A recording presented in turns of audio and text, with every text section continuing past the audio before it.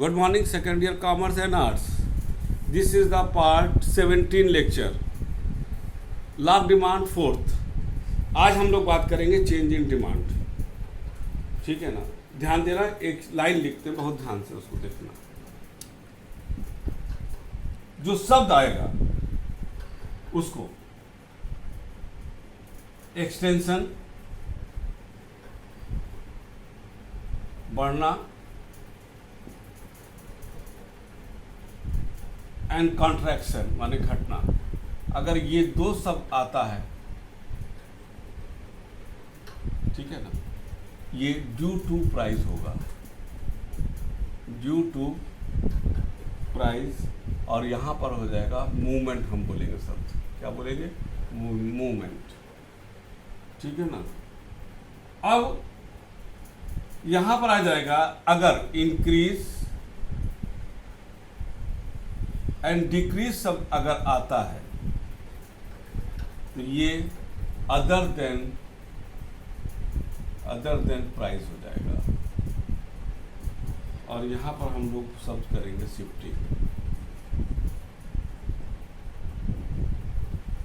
ठीक है, शिफ्टिंग, ये याद रखना. एक्सटेंशन एंड देखो, एक्सटेंशन और इंक्रीज दोनों का इंग्लिश मीनिंग एक है, लेकिन एक्सटेंस और कॉन्ट्रैक्शन घटना और डिक्रीज में भी घटा रखा है. लेकिन डिमांड में जब एक्सटेंशन और कॉन्ट्रैक्शन यूज करेंगे तो वो ड्यू टू प्राइस जो चेंज हो रहा है उसको आएगा. कि ड्यू टू प्राइस अगर बढ़ रहा है तो एक्सटेंशन, ड्यू टू प्राइस घट रहा है तो कॉन्ट्रैक्शन. उसको हम लोग कहेंगे मूवमेंट. और अगर अदर देन द प्राइस के अलावा अगर कोई फैक्टर आ रहा है तो वहां करेंगे इंक्रीज माने बढ़ना और डिक्रीज माने घटना. तो वहां शब्द का प्रयोग करेंगे हम लोग, that is the shifting. Clear? चलिए अब हम थोड़ा सा ग्राफिकल प्रेजेंटेशन करते हैं.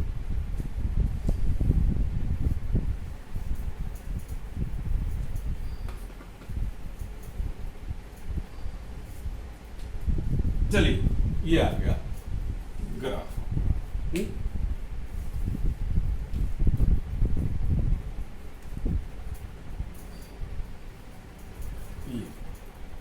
प्राइस ज्यादा था तो डिमांड कम, प्राइस कम हो गया तो डिमांड ज्यादा. तो आपका बेटा ग्राफ बन रहा है ऐसी डिमांड, है ना. ठीक है, यानी कि ये ऐसे जा रहा है. ये डिमांड यहां था, डिमांड यहां से, ये देखो, ये प्राइस है और ये क्वांटिटी डिमांडेड है. That is the downward movement, इसको कहेंगे. ड्यू टू प्राइस है डाउनवर्ड मूवमेंट.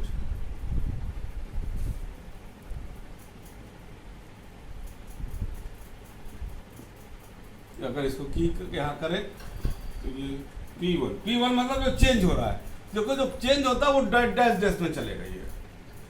ये आपका, that is the downward movement. That this is the extension of demand.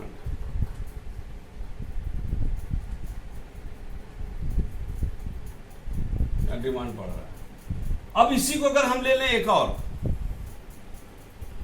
ठीक है, पहले हमारा डिमांड ये था, प्राइस जो 20-18 वही आप मिले के चलना. जब यहां था मान लीजिए तो हमारा डिमांड ज्यादा था. अब प्राइस हमारा बढ़ गया तो डिमांड हमारा घट गया. और ये वही बनेगा, लेकिन ये यहां आ गया. That is the upward demand.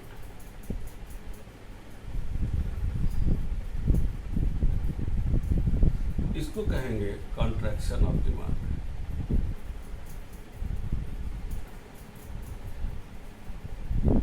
यहां पर हम P यहां लिखेंगे और ये हो जाएगा P1.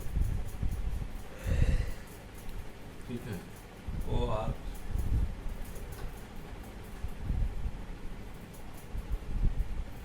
सॉरी, यहां ऐसे होगा, ये ऐसे होगा. ठीक है, और ये आपका प्राइस, और ये तुम्हारा हो गया, और ये हो गया अपवर्ड डिमांड.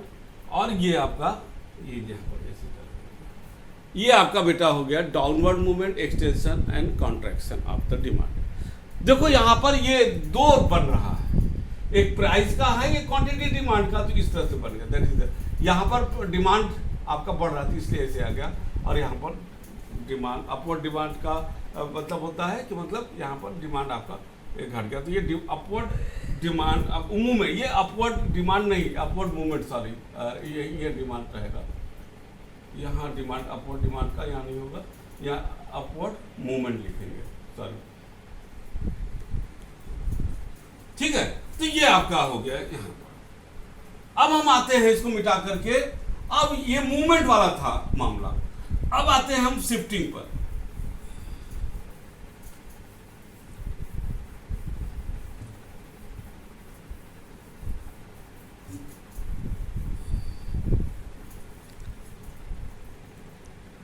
ठीक है ना, तो शिफ्टिंग पर आएंगे हम। अब देखो शिफ्टिंग पर ये दो ग्राफ बना रहे हैं, प्राइस और क्वांटिटी डिमांडेड, ठीक है। तो प्राइस में कोई चेंज नहीं होगा,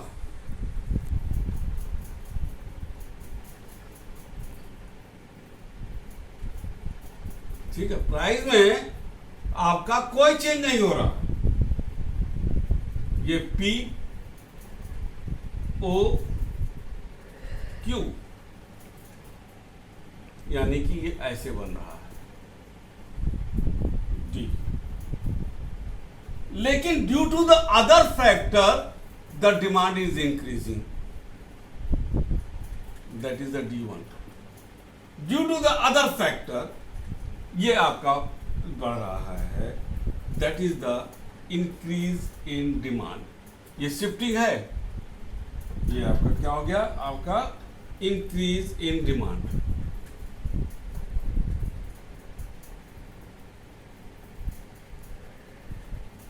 देखो यहां पर ये जो ग्राफ है ये यानी कि ऐसे बनेगा और ये ऐसे आ जाएगा, ठीक है। ये दैट इज अ शिफ्टिंग, ये शिफ्ट कर गया क्योंकि मूव नहीं कर रहा है, शिफ्ट कर रहा है क्योंकि प्राइस में कोई चीज, तो देखो प्राइस वाले में नहीं आ रहा है, सिर्फ डिमांड वाला ये शिफ्ट कर गया।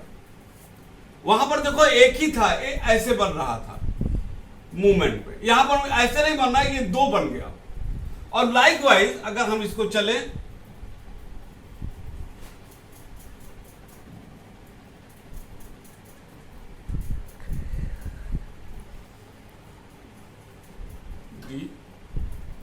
और due to other factor demand गिर गया,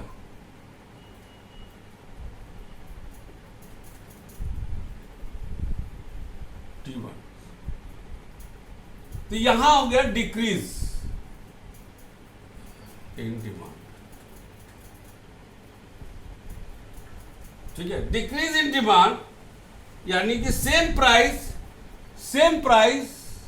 more demand, same price less demand, same price more demand, same price less demand. अब यहां पर आपका ये क्वांटिटी आपका शिफ्ट कर गया। अब जो शिफ्टिंग का प्रयोग होता है तो वहां पर जो हमने मूवमेंट बताया था, मूवमेंट का प्रयोग क्यों होता है, जब ड्यू टू प्राइस आता है। लेकिन जब शिफ्टिंग का होता है तो जो मैंने एजम्पशन में बताया था अदर देन फैक्टर, वो यहां पर प्रिवेल करता है कि प्राइस में कोई चेंज नहीं हो रहा है, लेकिन जो वहां पर था कि ये नहीं होगा, अदर थिंग विल रिमेन में, वही चीज यहां होगा। यानी अगर चेंज इन इनकम हो रहा है कंज्यूमर में तो ये आपका शिफ्टिंग का प्रयोग होगा, ठीक है ना।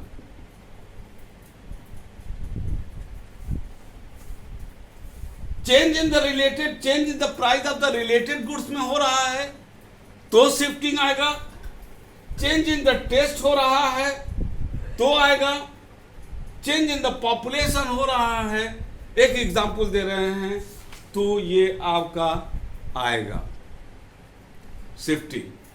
बहुत क्लियर कट है। If due to the price हो रहा है तो वो मूवमेंट है जिसमें आपका इस तरीके से बनता था ग्राफ, लेकिन जब ग्राफ ऐसे ऐसे बन रहा है, दो लाइन पैरेलल चल रहा है, चाहे इधर जा रहा है तो इंक्रीजिंग शिफ्टिंग है, या इधर जा रहा है तो ये डिक्रीज कर रहा है, same price increase in demand, same price decrease in demand, वो जो मैंने अभी 4 बताया था। और ये मूवमेंट है, यहाँ मूव कर जा रहा है, यहाँ शिफ्ट कर जा रहा है। हमारे ख्याल से ये लेक्चर आपको एकदम क्लियर कट आपको समझ में आ गया होगा।